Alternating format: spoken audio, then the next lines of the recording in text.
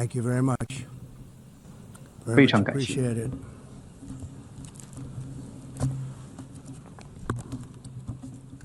And I 我 don't 不介意 mind 在没有提词器的情况 making 下 the 发 speech 表演 without a 讲， teleprompter, because the 因为 teleprompter 提词器 is not 坏了。 working. 不过 Feel 我还 very 是很 happy 高 to 兴 be 能和大 here 家 with 在 you 这里见面， nevertheless. And that way you speak. 这样才能更发自内心的讲话。我只能说， I can only say 不管是谁在 whoever's 操作 operating 这个 this 提词器，他 teleprompter 都有 is 大 in 麻 big 烦了。 trouble.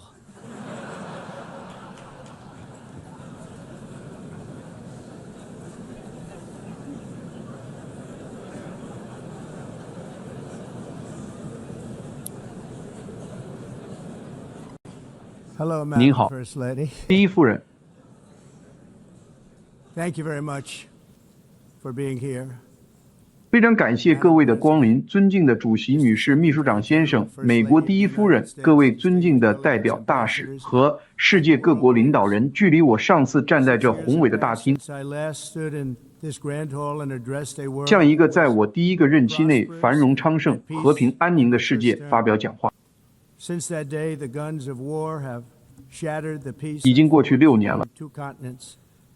An era of calm and 从那天起， gave way to one of the great crises of 战争的枪声打破了我曾在2个大洲缔造的和平、平静和稳定的时代， and radicalism under the last administration. 让位于我们这个时代的一场巨大危机，在美国上届政府4年来的软弱、无法无天和激进主义，使我们的国家陷入了一系列的灾难。 But today, just 8 months into my administration, we are the hottest 1年前， anywhere 我们的 in the 国家 world. 还深陷困境，但今天，在我执政仅仅8个月后， America is blessed with the strongest economy. 我们已成为世界上最受瞩目第一国家，没有其他国家可以与我们相提并论。美国拥有最强大的经济、最强大的边境、最强大的军队、最牢固的友谊， This is indeed the golden age of 和任何国家都无法比拟的强大精神。这确实是美国的黄金时代。 calamity we inherited from 我们正在迅速扭转从上届政府那里继承来的经济灾难， inflation 包括毁灭性的物价上涨和前所未有的创纪录的通货膨胀。 Gasoline prices are down. 在我的领导下，能源成本下降了，汽油价格下降了，食品价格下降了，抵押贷款利率下降了，通货膨胀也得到了控制。唯一上涨的是股市， The stock market, which just hit 股市刚刚创下历史新高。事实上，在过去很短的时间里，股市已经48次创下历史新高。 growth is 经济正在蓬勃发展， is booming. The stock market, as I said, is doing better than it's ever 制 done. 造业也在蓬勃发 All 展。 of you in this room benefit by that. Almost everybody. And importantly, 正如我 workers' 所说， wages are rising at the fastest pace in more than 60 years. 股市的表现也比以往任何时候都， In 4 years of President Biden, we had 而且 less 在座的 than 各位 $1 几乎都从中受益。更重要的是， investment into the United States. In just 8 months since I 工人的 took 工资正以60多年来最快的速度增长，这才是最重要的，不是吗？ for $17 trillion.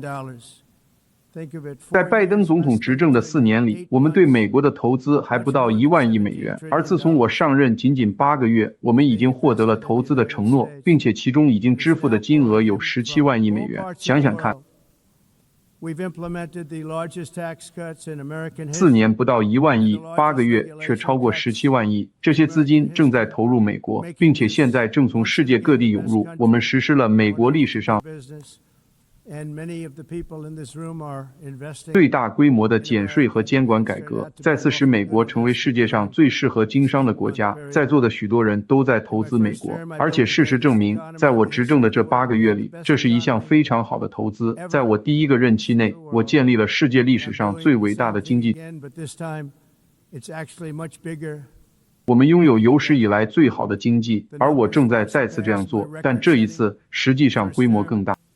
On our southern border, we have successfully repelled a colossal 甚至更 invasion, and for the last 4 months, 这些数字远远超过了我第一个任期创下的记录。在我们的南部边境，我们成功地击退了一场巨大的入侵。在过去的4个月里，而且是连续4个月，被允许进入我们国家的非法移民人数为0，这很难让人相信。因为如果你回顾1年前，有数百万来自世界各地的人涌入，他们来自监狱、精神病院，还有毒贩。他们从世界各地涌入。因为拜登政府荒谬的开放边境政策，我们的信息非常简单。如果你非法进入美国，要么进监狱，要么遣返回国，甚至更远的地方。你们知道这意味着什么？我要感谢萨尔瓦多，他们成功且专业地接收并监禁了许多进入我们国家的罪犯。在前任政府领导下，罪犯数量创下历史新高。现在他们都被遣返了，我们别无选择，其他国家也别无选择，因为他们也面临着同样的移民问题。这正在摧毁你们的国家，你们必须采取行动。在世界舞台上，美国再次受到前所未有的尊重。想想2年前、3年前、4年前，甚至1年前，我们还被全世界嘲笑。在6月份的北约峰会上，几乎所有北约成员国都正式承诺，因我的要求，将国防开支从 GDP 的2%提高到5%。这使得我们的联盟比以往任何时候都更加强大。5月份，我访问了中东，拜访了我的朋友们，重建了我们在海湾地区的伙伴关系，以及与沙特阿拉伯、卡塔尔和阿联酋的宝贵关系。我相信，现在这些国家的关系比以往任何时候都更加紧密。我的政府已经达成了一项又一项历史性的贸易协议，包括与英国、欧盟、日本、韩国、越南、印度尼西亚、菲律宾、马来西亚以及其他许多国家。同样，在短短7个月内，我结束了7场无法结束的战争。他们说这些战争是无法结束的，永远无法解决。其中一些战争已经持续了31年，2个都是31年，想想看，31年啊！还有一个持续了36年，一个持续了28年。我结束了7场战争。在所有这些战争中，无数的人被杀害。这包括柬埔寨和泰国、科索沃和塞尔维亚、刚果和卢旺达，一场恶毒的暴力战争，还有巴基斯坦和印度、以色列和伊朗、埃及和埃塞俄比亚，以及亚美尼亚和阿塞拜疆，包括了所有这些。没有任何一位总统或首相，甚至没有任何其他国家做到过类似的事情。而我只用了7个月就做到了，前所未有，以前从未发生过这样的事。我很荣幸能做到这些，可惜的是，我不得不做这些事情，而不是由联合国来做。可悲的是，在所有这些战争中，联合国甚至没有尝试提供任何帮助。我结束了7场战争，与每一个国家的领导人都进行了交谈，但从未接到过联合国打来的电话，表示愿意帮助完成协议。我从联合国得到的，只是一个在上升过程中突然停止的自动扶梯。如果第一夫人身体不好，她可能就摔倒了，但她身体很好，我们俩身体都很好，我们都站住了。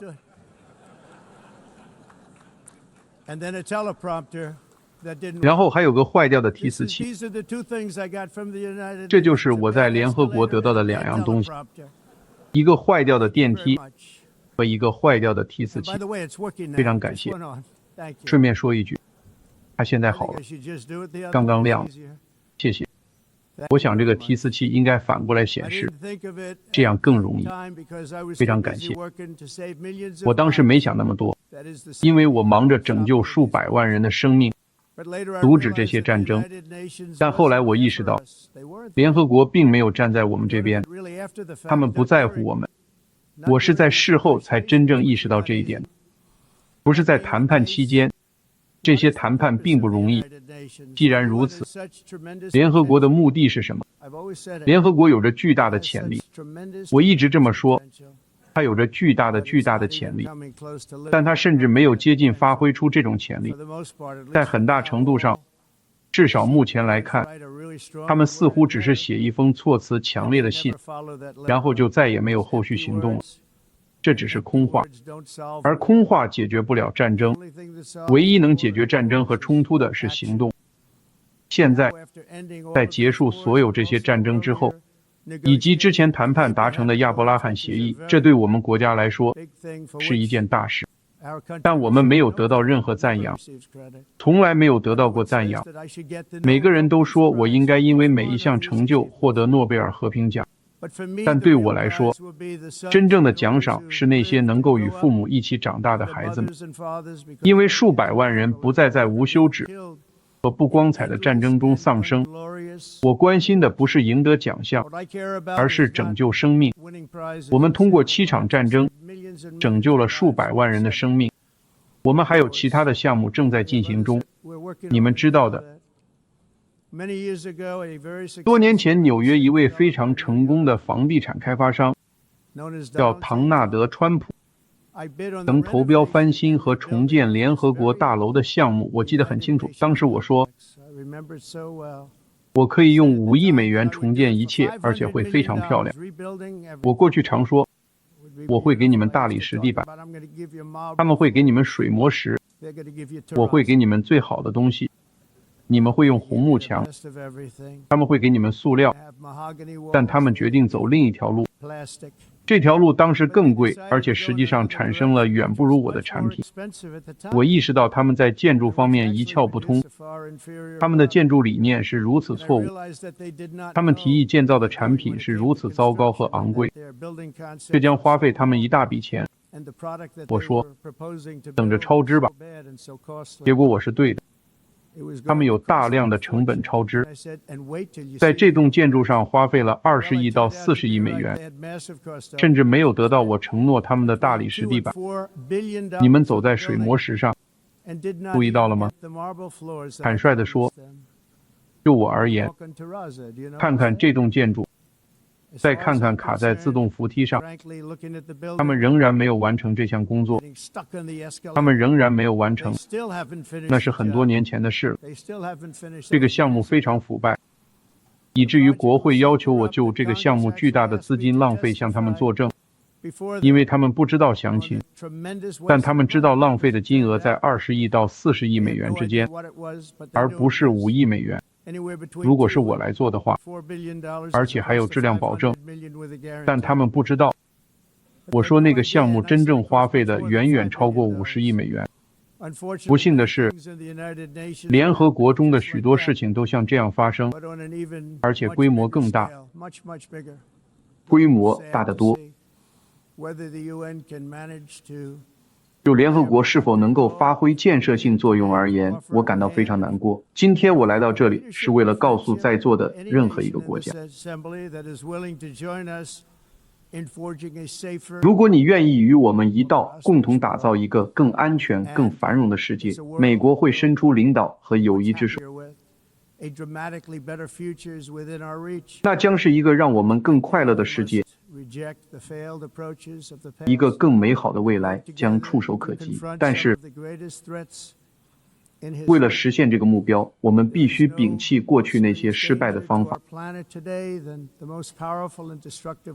共同应对历史上一些最重大的威胁。对于我们的星球而言，当今再也没有比人类所发明的那些威力最大、最具破坏性的武器更严重的危险。你们知道，美国就有很多这样的武器，正如我在我的第1个任期内所做的那样。我已将遏制这些威胁作为首要任务。首先，从伊朗这个国家开始，我的立场非常简单，绝不能允许这个世界头号恐怖主义赞助者拥有最危险的武器。因此，在就职后不久，我就给伊朗所谓的最高领袖写了一封信，提出了慷慨的提议。我承诺，只要伊朗暂停其核计划，我们就全面合作。而该政权的回应是继续不断地威胁其邻国美国在该地区的利益以及附近的一些大国。今天，伊朗的许多前军事指挥官，事实上，我可以说几乎所有人都已经不在人世了，他们都死了。3个月前，在午夜铁锤行动中，7架美国 B-2轰炸机向伊朗的关键核设施投掷了14枚3万磅重的炸弹，彻底摧毁一切。地球上没有其他国家能做到我们所做的事情，没有其他国家有我们这样的设备。我们拥有地球上最强大的武器。我们不喜欢使用它们，但我们摧毁了伊朗的核浓缩能力。这是22年来人们一直想做的事情。我立即促成了以色列和伊朗之间为期12天的战争的结束。双方都同意不再继续战斗。众所周知，我也一直积极寻求加沙的停火，必须实现这一目标。不幸的是，哈马斯一再拒绝合理的和平提议。我们不能忘记10月7日。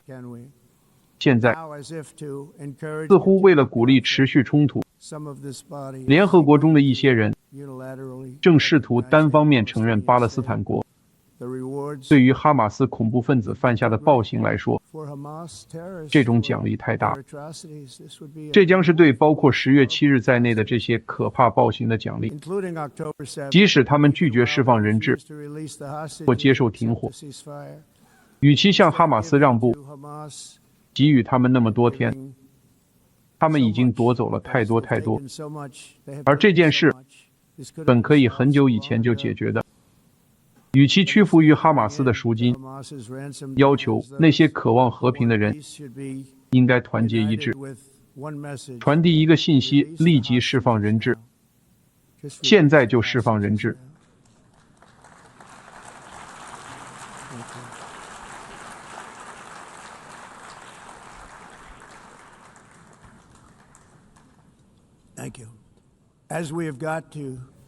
我们必须团结起来，而且我们会的，把事情做好。我们必须立即停止加沙的战争，必须停止，必须完成，必须立即谈判，必须谈判和平。我们必须让所有的人质回来，我们要全部20个人质回来，我们不要2、3个的要。你们知道，我和史蒂夫·惠特科夫以及其他帮助我们的人，还有马可·卢比奥，我们让他们中的大多数人回来了。我们参与了所有这些事情，但我总是说，最后20个将是最难的。事实也确实如此。我们现在必须让他们回来。我们不希望先回来2个，然后又2个，然后1个去，然后3个，这样没完没了。不，我们要他们全部回来。我们还要把38具尸体也带回来。那些父母来找我，他们想要把遗体带回家，他们非常迫切地想做到这一点，就像他们还活着一样。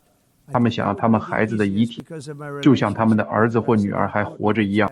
我也一直在不懈地努力阻止乌克兰的杀戮。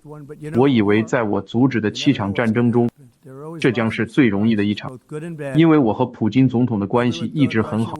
我以为这将是最容易的一场，但是你知道，在战争中你永远不知道会发生什么，总是有很多惊喜，好的和坏的。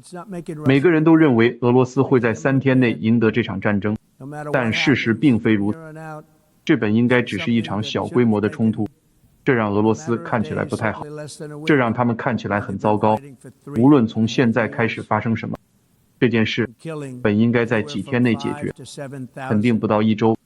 但他们已经战斗了3年半，每周造成5000到7000人的伤亡。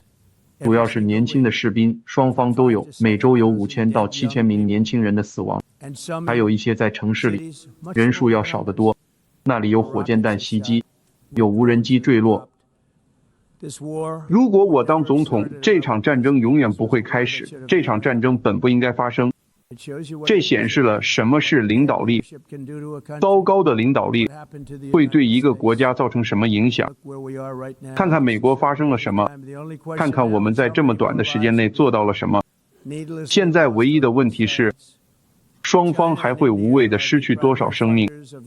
中国和印度通过继续购买俄罗斯石油，是这场持续战争的主要资助者，但令人无法原谅的是，即使是北约国家也没有切断大量的俄罗斯能源和俄罗斯能源产品。你们知道，我大约在2周前发现了这件事，我对此很不高兴。想想看，他们正在资助一场针对他们自己的战争。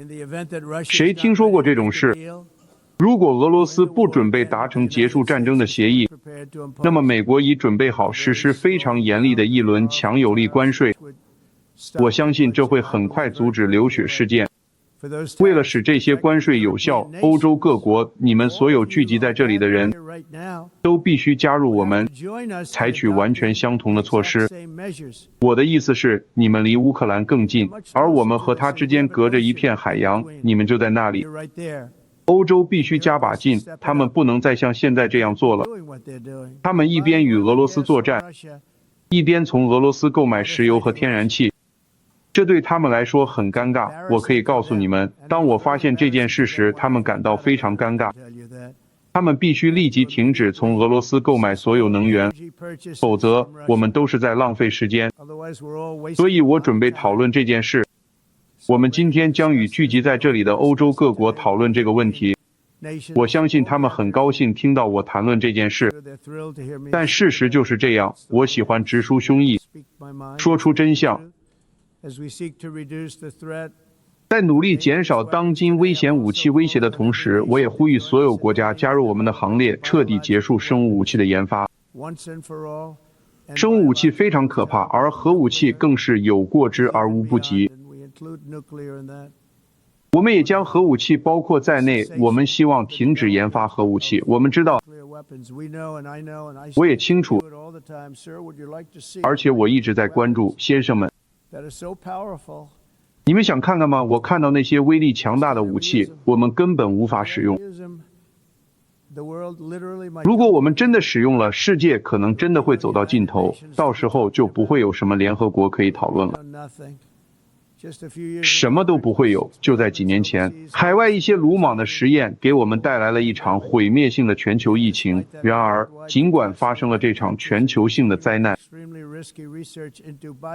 许多国家仍在继续进行极具风险的生物武器和人造病原体研究，这非常危险。为了防止潜在的灾难，我今天宣布，我的政府将领导一项国际努力，以执行生物武器公约。我们将与世界各国领导人会面，率先建立一套人人可以信任的人工智能验证系统。希望联合国能够发挥建设性作用，这也将是人工智能领域最早的项目之一。让我们拭目以待，看看它有多好。因为很多人都说它可能是最伟大的发明之一，但它也可能很危险。不过它可以被用于极好的用途，发挥极大的作用，而这将是一个例子。联合国不仅没有解决它应该解决的问题，反而常常在为我们制造新的问题。最好的例子就是我们这个时代的首要政治问题，即失控的移民危机。它是失控的。你们的国家正在被摧毁，联合国正在资助对西方国家及其边境的侵犯。2024年，联合国拨出了3.72亿美元现金援助的预算，以支持大约62.4万移民进入美国。想想看，联合国正在资助非法进入美国的人，然后我们还得把他们弄出去。联合国还向非法移民提供食物、住所、交通和银行卡，你们相信吗？渗透到我们的南部边境，就在1年前， Millions of people came through that southern 数 border. 百万人通过南部边境涌入。 Millions of people were 在无能的拜登政府执政的4年里， over the 4 years. 总共有2500万人涌入。 Biden administration 现在我们已经完全阻止了这种情况。 totally stopped. 事实上， In fact, they're not even 他们 coming 甚至不再来了， because they know they can't get through. 因为他们知道他们无法通过， What took 但所 place 发 was 生的 totally 事情 unacceptable. The 是完 UN 全 is 不可 supposed 接 to 受的。 stop invasions, not create them. 联合国应该阻止入侵，而不是制造和资助入侵。在美国，我们拒绝接受这样的观点，即允许来自外国的大量人口走过半个地球来践踏我们的边境，侵犯我们的主权，造成完全的犯罪，并耗尽我们的社会保障体系。我们重申，美国属于美国人民。我鼓励所有国家也采取自己的立场，捍卫自己的公民。你们必须这样做，因为我看到了，我不提名字，我看到了，我可以点出每一个国家的名字。你们正在摧毁你们的国家，他们正在被摧毁。欧洲正面临严重的麻烦，他们被一股前所未见的非法移民力量入侵了。现在大量的非法移民涌入欧洲，却没有人采取任何行动来改变现状，将他们驱逐出去。这种情况是不可持续的。他们因为所谓的政治正确而对此无所作为。我不得不说，看看伦敦，那里的市长糟透了，非常糟糕。伦敦已经变得面目全非。现在他们竟然想推行伊斯兰教法，但他们是在不同的国家，不能那样做。这种移民政策和他们自杀式的能源政策，如果不立即采取行动，将会是西欧的末日。这种情况无法持续。世界的魅力在于每个国家的独特性。为了保持这种独特性，每个主权国家都必须有权控制自己的边境。你们有权控制你们的边境，就像我们现在做的那样，限制进入你们国家的移民数量。这些移民是由那些曾经在那里建设那个国家的国民所供养，他们为那个国家付出了鲜血、汗水、泪水和金钱，而现在国家却要被毁掉。应该允许那些自豪的国家保护他们的社区，防止他们的社会被他们从未见过的人所淹没。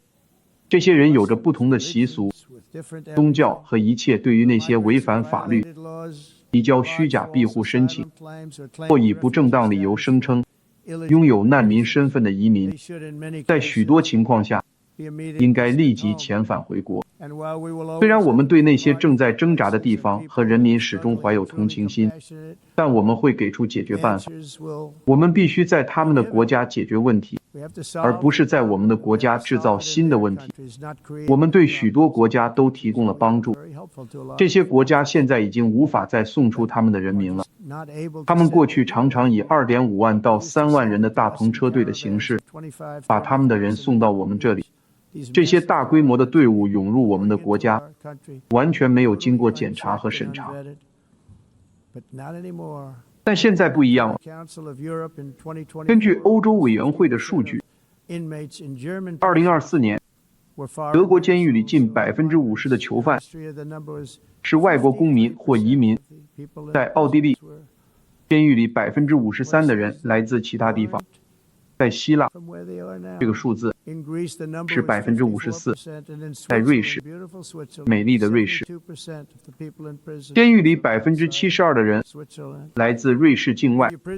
当你们的监狱里充斥着所谓的寻求庇护者，他们以犯罪来回报你们的善意时，就应该结束这种失败的开放边境实验了。你们现在就必须结束它。相信我，我真的很擅长这些。你们的国家正在走向地狱。在美国，我们采取了大胆的行动，迅速关闭不受控制的移民。一旦我们开始拘留和驱逐所有越过边境的人，并将非法移民从美国清除出去。他们就不再来了， humanitarian act 他们不再来了。 for all involved. 我们因此获得了赞誉， Trips up. 但他们确实是不再来 Thousands 了。 of people a week were 这对 dying. 所有相关人员来说都是人道主义行为， Nobody's ever seen it. 因为在偷渡途中，每周都有成千上万的人死亡， Raped. 妇女被强奸， The journey up, it was 没 a 人见过 long- 这样的事。 it was a 被 long 强奸 walk. It was a long, 被残暴殴打 journey. Indeed. 被强奸、 And it was also 偷渡的 a 旅程是一段漫长而艰苦的旅程。这确实是对整个地区打击人口贩运的历史性胜利。 So many 我们 lives 所做的是一场胜利， make the journey. 我们拯救了许多无法完成这段旅程的人的 Loaded up 生命。 with death. 那段旅程充满了 Loaded 死 up 亡， with death. 充满了死亡， Dead bodies all 尸体 along. 遍布各处， All 遍布通 along 往 the 北方的 roads, 丛林道路。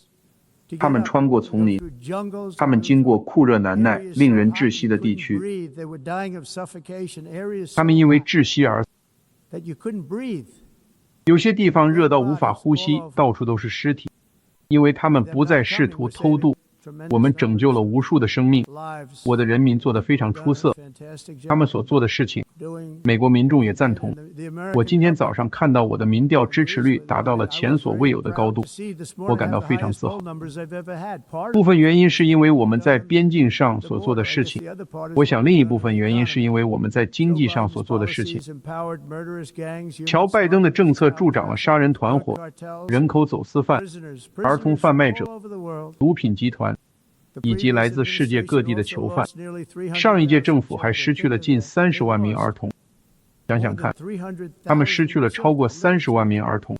这些幼小的孩子在拜登的眼皮底下被贩卖到美国，他们中的许多人被强奸、剥削、虐待和出卖，竟然被卖掉了。没有人谈论这件事，假新闻也不会报道，还有许多其他失踪或死亡的年幼儿童。我们找到了很多这样的孩子，并将他们送回我们一直在将他们送回他们的父母身边。他们说，没有人知道他们是谁。他们说，你们从哪里来？他们会告诉我们一个国家，我们会查明，我们会弄清楚，然后我们会把他们带回家。他们的父母冲到门口，热泪盈眶，他们简直不敢相信，他们又见到了自己的儿子或女儿。到目前为止，我们已经做了将近3万例这样的事情。任何导致大规模贩卖儿童的制度，本质上都是邪恶的。然而，这正是全球主义移民议程所做的，也是它的全部目的。在美国，正如你们所知，那些日子已经结束了。川普政府正在努力，并且我们将继续努力，追踪那些造成这个问题的恶棍。而且，正如我所说，我们已经遣返了3万人。现在我认为，我们还会找到很多，但不可能全部找到。有超过30万人失踪或死亡，这是那些制造毒品的人造成的。为了保护我们的公民，我已经将多个残暴的贩毒集团指定为外国恐怖组织。你们都亲眼看到了。这么说吧，现在人们不喜欢用船运送大量毒品了。委内瑞拉附近海域的船已经不多了，他们现在也不敢快速航行了。我们几乎阻止了毒品从海上进入我国，我们称之为水上毒品。他们已经杀死了成千上万的人。我还将多个残暴的贩毒集团以及2个嗜血的跨国团伙，可能是世界上最恶劣的团伙 MS-13和阿拉瓜火车帮，指定为外国恐怖组织。顺便说一句，阿拉瓜火车帮来自委内瑞拉，这些组织肆意进行酷刑、残害、肢解和谋杀，他们是全人类的敌人。因此，我们最近开始动用美国军队的最高力量，摧毁委内瑞拉恐怖分子和由尼古拉斯·马杜罗领导的贩毒网络，以及每一个向美国走私毒品的恐怖分子和暴徒。请注意，我们会将你们彻底摧毁。我们正在这样做，我们别无选择。不能让这种情况发生。他们正在摧毁我们的国家。我相信去年我们有30万人死于毒品，30万人死于芬太尼和其他毒品我们击沉的每艘船都载有足以杀死超过25000名美国人的毒品，我们绝不允许这种情况发生。能源是另一个美国蓬勃发展的领域，我们正在摆脱那些虚假的可再生能源。顺便说一句，那是个笑话，根本行不通，太贵了，而且强度不够，无法启动。让你们国家变得伟大的工厂，风不吹，那些大风车太可悲了，太糟糕了，运营成本太高了，而且必须一直重建，它们开始生锈和腐烂，是有史以来最昂贵的能源。实际上，这是能源，你应该用能源赚钱，而不是赔钱。你赔钱。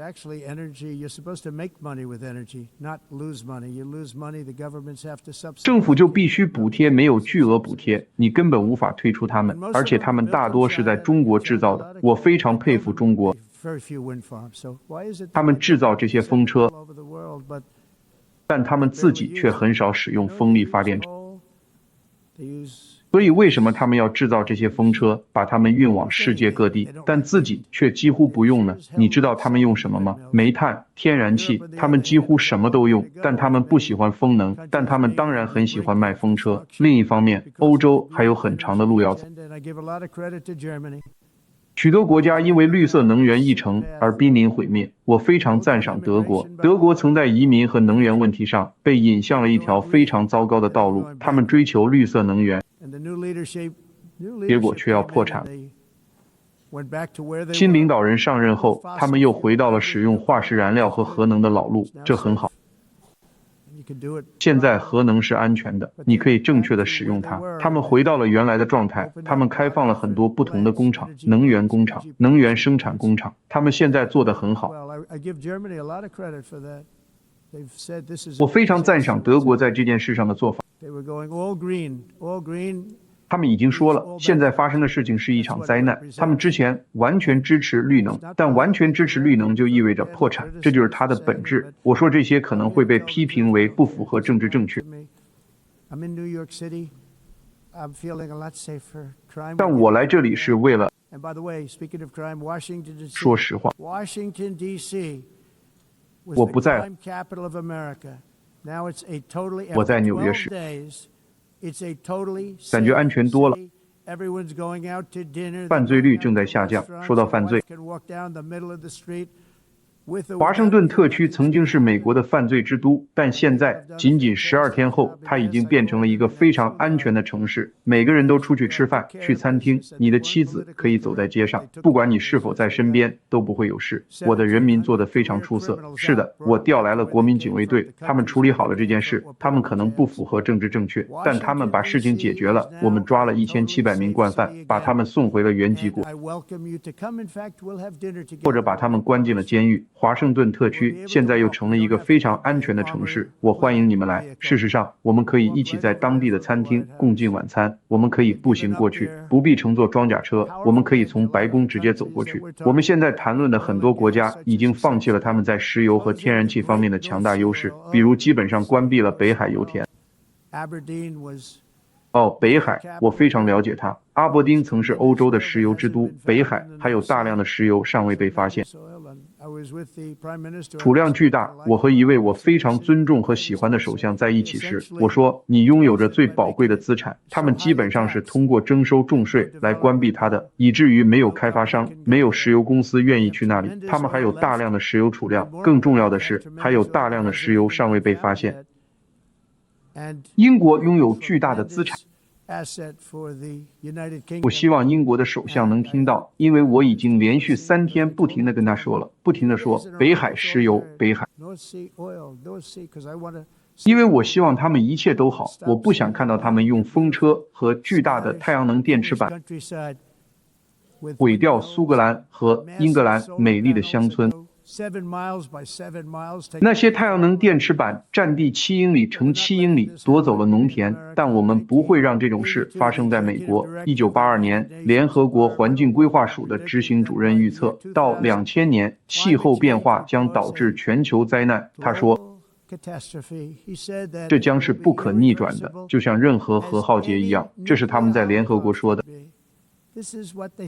结果呢，我们现在还在这里。另一位联合国官员在1989年表示，10年内整个国家可能因全球变暖而从地图上消失，没有发生。你们知道，过去是全球变冷。如果你回顾多年前的20世纪20年代和30年代，他们说全球变冷会毁灭世界，我们必须做点什么。然后他们说全球变暖会毁灭世界。但后来天气开始变冷，所以现在他们干脆称之为气候变化，因为这样他们就不会出错了。这就是气候变化，因为如果气温升高或降低，不管发生什么，都是气候变化。在我看来，这是有史以来对世界最大的骗局。气候变化，无论发生什么，都会扯到气候变化，不再是全球变暖，不再是全球变冷。所有这些，联合国和许多其他人做出的预测，通常是出于不良原因，都是错误的。他们是由愚蠢的人做出的，这些人让他们的国家损失惨重，并且让这些国家没有成功的机会。如果你们不摆脱这种绿色骗局，你们的国家将会失败。我很擅长预测事情，你们知道的。实际上，在竞选期间，他们有一顶帽子，卖得最好的一顶帽子，上面写着川普，在所有的事情上都是对的。我不是在吹牛，但这是事实。我在所有的事情上都是对的。我告诉你们，如果你们不摆脱绿色能源骗局，你们的国家将会失败。如果你们不阻止那些你们从未见过和你们没有任何共同之处的人非法进入，你们的国家将会失败。我是美国总统，但我担心欧洲，我热爱欧洲，我热爱欧洲人民，我不希望看到欧洲被能源和大规模移民摧毁。这种双尾怪物摧毁了他所经过的一切，他们不能再让这种情况发生了。你们这样做是因为你们想做好人，你们想在政治上正确，但你们正在摧毁你们的传统。他们必须立即有力地控制住这场彻底的移民灾难和能源灾难，否则就太晚了。碳足迹是那些心怀恶意的人捏造的骗局，他们正走在一条彻底毁灭的道路上。你们知道碳足迹，几年前这是件大事，我记得听到过碳足迹。然后奥巴马总统会登上空军1号，一架巨大的波音747，而且不是新的，是装有旧引擎的旧飞机，将所有东西都排放到大气中。他谈论碳足迹，我们必须这样做。然后他会登上那架漂亮的大飞机，从华盛顿飞到夏威夷打一场高尔夫球，然后他会回到那架大飞机上飞回来，然后他会再次谈论全球变暖和碳足迹。这是一个代价极高的骗局。欧洲已经将其自身的碳足迹减少了37%。想想吧，祝贺你们，欧洲干得漂亮。你们损失了很多工作岗位，很多工厂倒闭，但你们减少了37%的碳足迹。然而，由于所有的这些牺牲以及更多的减排成果，已经被全球54%的碳增长完全抵消，甚至还超过了。其中大部分来自中国和其他国家，这些国家在中国周边蓬勃发展，现在二氧化碳的排放量超过了所有其他发达国家，所以所有这些国家都在努力减少碳足迹。顺便说一句，这简直是胡说八道，简直是胡说八道，你知道吗？有趣的是，在美国，我们仍然有激进的环保主义者，他们希望工厂停工，一切都应该停止，不要再养牛了，我们不想要牛了。我猜他们想杀死所有的牛，他们想做一些令人难以置信的事情。你们也有这种情况，但是你知道我们有边界，很牢固，我们还有一个罩。这个罩不是直的，当涉及到大气的层面时，这个罩是不规则的。如果我们有最干净的空气，我认为我们有，我们的空气非常干净，是我们多年来最干净的空气。但问题是，其他国家，比如中国，那里的空气有点糟糕。当空气会飘过来，无论你在这里做什么，上面的空气往往会变得非常脏，因为它来自其他空气不干净的国家，而环保主义者拒绝承认这一点。垃圾也是一样，在亚洲，他们把大部分垃圾直接倾倒到海洋里，经过大约1到2周的时间，这些垃圾就会飘过洛杉矶，你们都见过的，大量的垃圾几乎多到无法处理，飘过洛杉矶，飘过旧金山，而同时有人会仅仅因为在沙滩上扔个烟头而惹上麻烦。整件事太疯狂了。这些残酷的绿色能源政策的主要影响不是帮助改善环境，而是将制造业和工业活动从遵守这些疯狂规则的发达国家转移到违反规则并从中发财的污染国家。他们正在发大财。欧洲的电费现在比中国贵4到5倍，比美国贵2到3倍，而且我们的电费正在大幅下降。你们可能已经注意到，最近汽油价格大幅下降。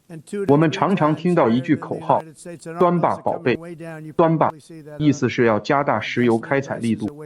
可有些人却否定了雅克·库斯托的天才构想。但事实上，一个最著名的实验恰恰是建立在他的创新之上的。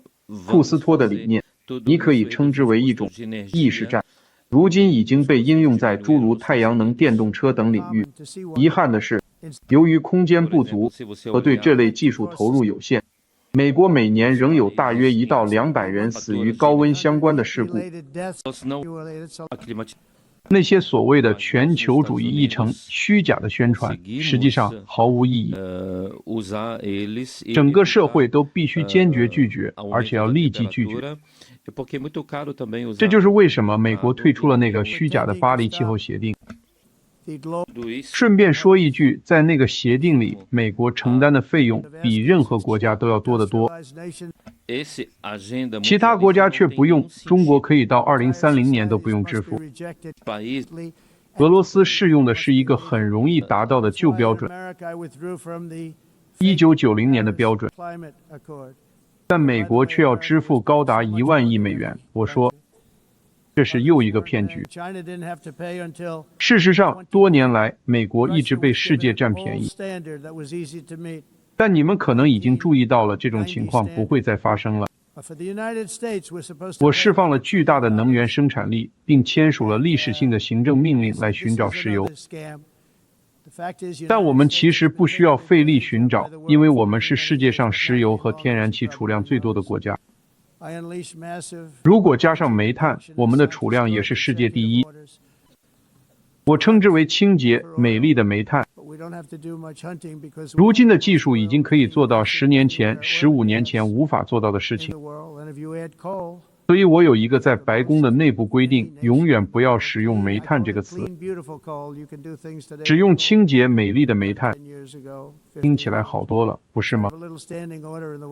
但我们随时准备为任何国家提供充足、负担得起的能源供应。如果你们需要的话，而你们大多数时候确实需要，我们自豪地向世界各地出口能源。我们现在是最大的出口国，在美国。我们希望与所有国家进行贸易和蓬勃的商业往来。与所有人，我们想要帮助其他国家，我们也会帮助他们。但这必须是公平和互惠的。贸易的挑战与气候问题非常相似。那些遵守规则的国家，他们的工厂都被掠夺了。这真的让人难过。他们已经被那些破坏规则的国家摧毁了。这就是为什么美国现在对其他国家征收关税，就像多年来这些关税不受控制地施加在我们身上一样。在川普政府的领导下，包括我的第一个任期内，我们一直将关税作为一种防御机制，收取了数千亿美元的关税。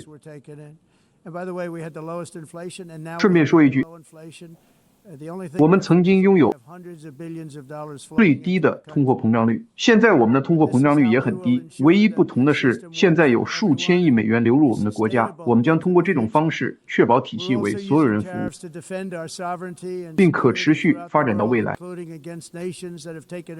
我们还在利用关税来捍卫我们在世界各地的主权和安全，包括对抗那些几十年来一直占美国前几届政府便宜的国家，包括历史上最腐败、最无能的政府，也就是昏昏欲睡的拜登政府。